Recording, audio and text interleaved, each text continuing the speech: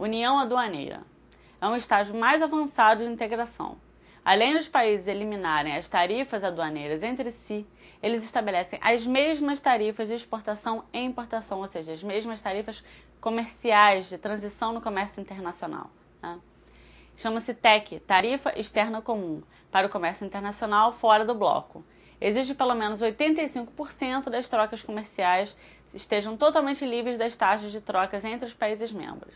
Então, ou seja, a gente viu que aquele exemplo do NAFTA, a zona de livre comércio, é 80% dos bens comerciáveis. Esse, na União Aduaneira, já é 85% dos bens.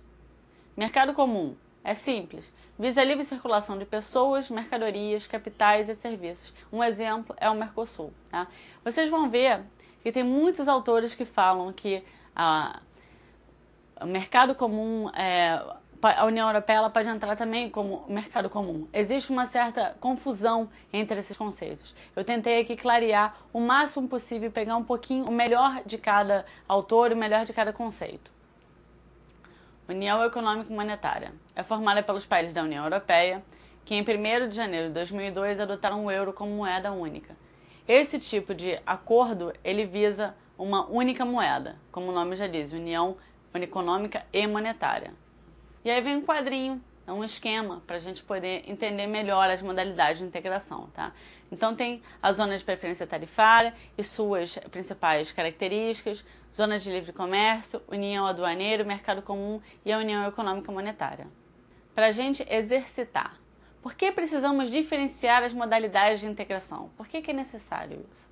Quando falamos de mercado internacional, há várias maneiras de a gente fazer troca comercial, tá? Como vimos anteriormente. Por isso, precisamos saber que tipo de troca e em que ela se baseia para a gente negociar o nosso produto. Porque se a gente não sabe como essa união é feita, quais são as regras, como é que a gente vai poder comerciar dentro de um determinado bloco, tá ok? Quais são os principais blocos? A União Europeia, o NAFTA, Acordo de Livre Comércio da América do Norte, o Mercosul na América do Sul e o Acordo de Livre Comércio entre as Américas, a ALCA. Formação dos blocos. Então começamos pela União Europeia. De onde vem a sua origem? Tá? Primeiro teve um bloco chamado Benelux, entre Bélgica, Holanda e Luxemburgo, que em 44 ele foi formado, mas ele entra em vigor em 48. Depois vem a CECA, que é a Comunidade Europeia do Carvão e do Aço, em 51. Tratado de Roma, em 1957, nós temos a Comunidade Econômica Europeia, que é a junção da CECA com o bloco Benelux. Tá? Ela entra em vigor, na verdade, a partir de 1958.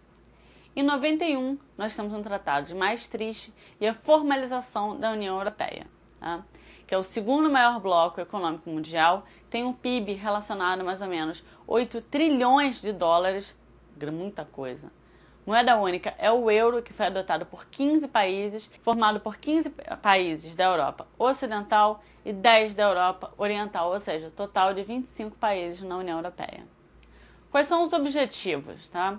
Promover a unidade política e econômica da Europa, melhorar condições de vida e trabalho dos cidadãos europeus, melhorar as condições de livre comércio entre os membros, reduzir desigualdades sociais e econômicas entre as regiões e fomentar o desenvolvimento econômico dos países em fase de crescimento e proporcionar também um ambiente de paz, harmonia e equilíbrio dentro da Europa.